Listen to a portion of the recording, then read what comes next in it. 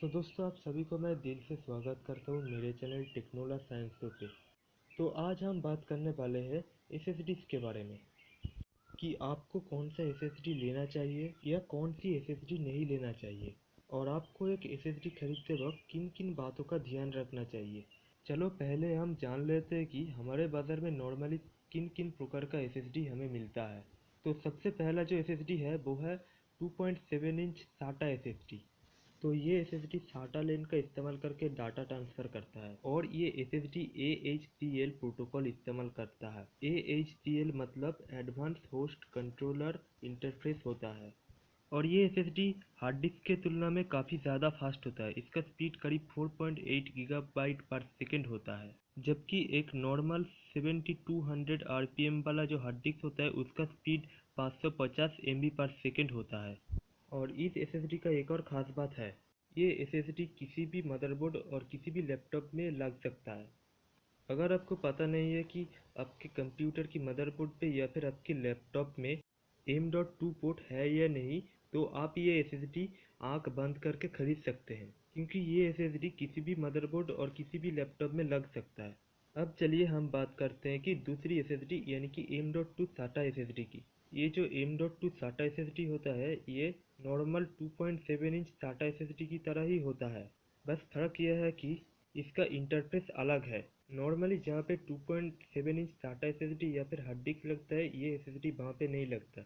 ये SSD M.2 port पे लगता है, और M.2 पोर्ट हर मदरबोर्ड या हर लैपटॉप में नहीं होता है।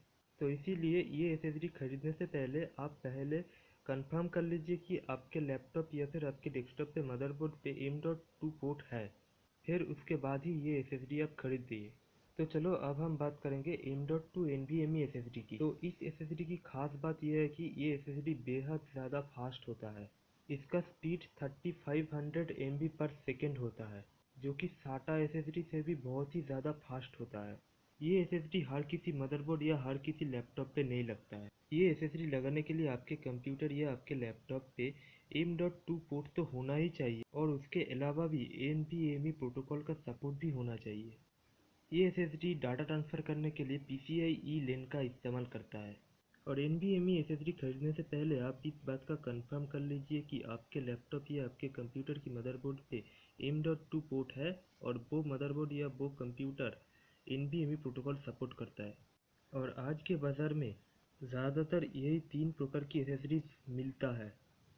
और मैं आपको बता दूं कि पहले तो NVMe SSD बहुत ही ज़्यादा महंगा हुआ करता था, लेकिन आजकल तो ये बहुत ही ज़्यादा सस्ता मिल रहा है पहले की तुलना में।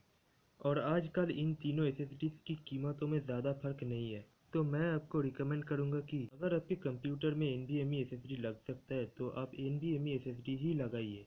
तो मैं आपको एक और बात बता दूं कि NVMe एसएसडी और M.2 SATA एसएसडी का इंटरफेस एक जैसा ही होता है। ये दो एसएसडी दिखने में भी एक जैसा होता है। तो आप कैसे पता लगाएंगे कि कौन सा NVMe एसएसडी है और कौन सा M.2 SATA एसएसडी है? तो इस बात का पता लगाने के लिए आपको इन दोनों एसएसडी की पिन की ओर देखना पड़ेगा। तो जो M.2 SATA एसएसडी होगा उस पर 2 की होगा, यानी कि 2 गैप होगा। और जो M.2 NVMe एसएसडी होगा उस पे एक ही गैप होगा, यानी कि एक की होगा। इसका मतलब जो M.2 SATA एसएसडी है उस पे 2 गैप होगा, यानी कि 2 की होगा। और जो M.2 NVMe एसएसडी होगा उस पे एक गैप होगा, यानी कि एक ही की होगा। तो मैं उम्मीद करता हूँ कि आप सभी को पता चल गया होगा कि नॉर्मली बाज़ार पे कितने प्रकार की एसएसडीज मिलती हैं, उनमें क्या फ़र्क होता है, और आपको कौन सी एसएसडी लेना चाहिए। और अगर वीडियो अच्छा लगे तो लाइक करना, और नहीं अच्छा लगे तो डिसलाइक करना।